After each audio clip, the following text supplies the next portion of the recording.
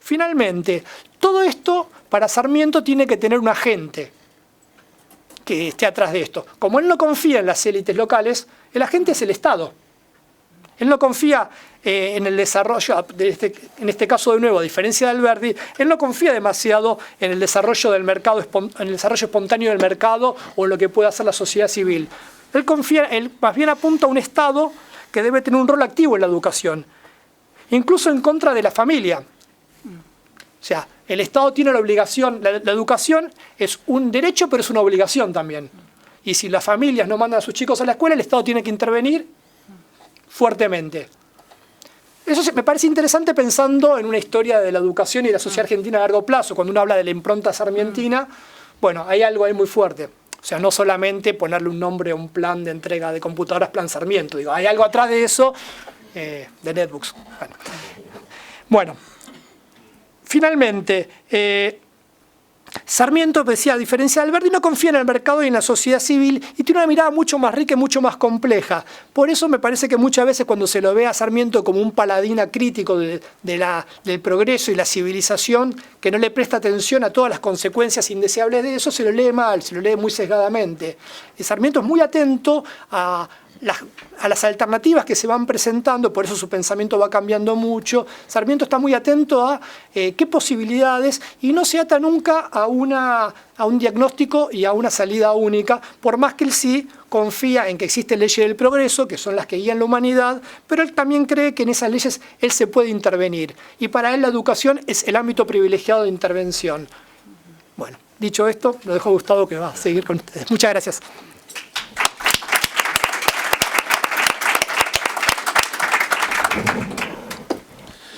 Bueno, buenas tardes. Muchas gracias a la universidad por la invitación y a Raquel. Yo en realidad voy a hacer una mirada bastante más educativa, digamos, del libro. En principio, cuando uno vuelve a leer de la educación popular, lo que siente es envidia, ¿no? Esta sensación de que alguna vez tuvimos un proyecto, alguna vez íbamos para algún lado, y alguna vez apostábamos a ser globales, a mirar el mundo y a ver cómo podíamos encontrar una sintonía de cosas mejores y peores con lo que estaba pasando en otros lugares. En el año 2008, trabajando yo para el gobierno chileno, me sorprendió que Sarmiento es parte del debate actual de la política educativa chilena. O sea, porque básicamente Educación Popular era una propuesta para Chile, hecha Manuel Montt, y básicamente la respuesta de Montt a la propuesta de Educación Popular fue: nosotros nos estamos imaginando otro modelo, un modelo a la inglesa o a la alemana, es decir, un sistema educativo de 2 velocidades. Y de hecho Chile tenía una escuela pública primaria, donde se aprendía historia chilena y no universal, por ejemplo, y Argentina hizo una apuesta sarmientina muy distinta a la apuesta chilena, y todavía hoy, me acuerdo del año 2008, en un congreso doctrinario de la democracia cristiana chilena, sigue esta puja, digamos, de que el proyecto educativo, podríamos decir sarmientino, en Chile recién empieza a tener fuerza en el 64 con D'Alessandris, con la democracia cristiana. Hasta ahí Chile había jugado muy fuerte esta idea de una educación para las élites y una educación para el pueblo, para los trabajadores. Y digo, me llamaba la atención ahí la actualidad que tenía el debate sarmientino, o sea, esta idea de que Sarmiento era un señor presente en la discusión política de para dónde vamos, y en la apuesta chilena a armar un sistema educativo equitativo, que un poco mi discusión en aquel momento que trabajamos para el gobierno chileno era: ustedes no arrancaron para acá. O sea, la verdad que cuando Montt divide el camino chileno del camino de la educación popular, Argentina va a la idea de una cosa que puede parecer una paradoja y más escrita después de Educación Popular, que era una escuela de élite para todos. O sea, la verdad es que el proyecto sarmientino era, digamos, construir una escuela de élite y popular, digamos, o sea, en dos cosas que parecieran paradójicas, digo, y a veces basta andar por las rutas de la Argentina y llegar a una ciudad o a un pueblo y pararse en la plaza y ver la iglesia, la municipalidad y la escuela normal, y ver esos palacios que construyó Sarmiento a lo largo de la Argentina, para entender que ahí había una señal. Digamos que cuando uno va por el medio de la pampa y para entrar a esas escuelas hay que subir una escalera, dice, ¿para qué este señor le puso una escalera a un edificio en el lugar probablemente más plano del mundo, digamos, ¿no? Y básicamente porque había una apuesta a subir, digamos, o sea, porque había una apuesta a que todos subíamos esa escuela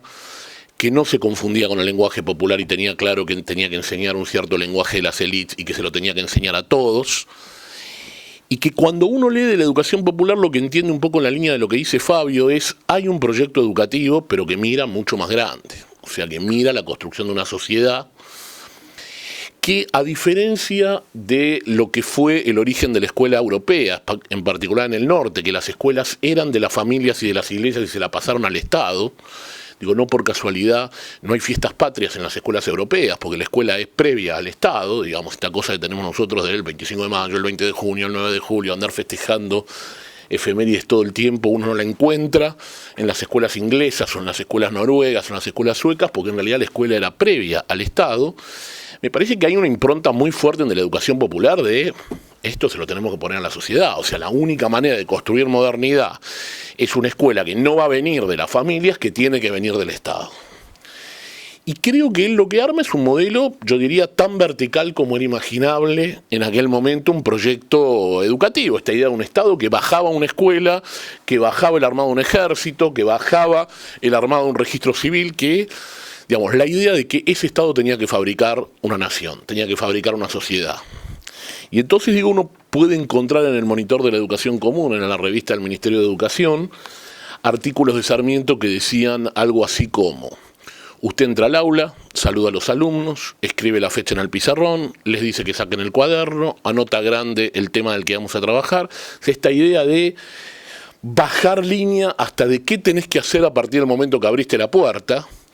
con la idea de esta es la escuela de todos, esta es la escuela común, si todos hacemos lo mismo, construimos un proyecto, digamos. Y digo, y esa idea vertical era tan vertical como eran las familias de la época, era tan vertical como eran las sociedades y los sistemas políticos de la época, digamos, era un proyecto de sistema educativo que hacía mucha sinergia con el mundo cultural de la época.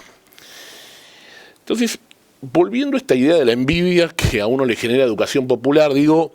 el pecado sería creer que hay que repetir este modelo. O sea, un modelo tan vertical, que por momentos parece tan autoritario, digamos, tan en poder del Estado gestionándolo. Y me parece que el desafío de la educación popular, cuando uno lo vuelve a ver, es ¿qué es un proyecto moderno de educación hoy? Que no es repetir a Sarmiento, es tomar estos principios de alguien que intentó pensar un proyecto que articulaba el mundo, que se articulaba con un proyecto de país y que iba atrás de una idea de sociedad, atrás de una idea, digamos, de desarrollo y atrás de una idea de progreso. Y yo creo que la clave de lo que uno le envidia a la educación popular es que acá da vuelta a una idea de progreso, da vuelta a una idea de modernidad, digamos. Entonces, y por momentos uno dice, a ver, ¿cómo hacemos para volver a tener una idea de progreso común, digamos? ¿Cómo hacemos para volver a construir una idea de futuro? Entonces, yo creo que el desafío más fuerte del libro es esta idea de hay que volver a pensar un proyecto educativo y un proyecto educativo que alinee con una idea de progreso, con una idea de para dónde va el país. Yo pensaba paradójicamente este señor paseando por Estados Unidos y por Europa, intentando mirar qué hacer, y nosotros peleándonos contra las pruebas internacionales que tenemos hoy, contra esta idea de en qué medida vamos a una evaluación que nos compara en términos de competencia con el resto del mundo, con la idea de no nos pueden comparar con esos países porque tenemos parámetros diferentes. La verdad que este señor lo que decía es, vamos a ver qué es, entre comillas, lo más moderno, por lo menos lo que era más moderno para esa época, y vamos a intentar pensar un proyecto en esa línea.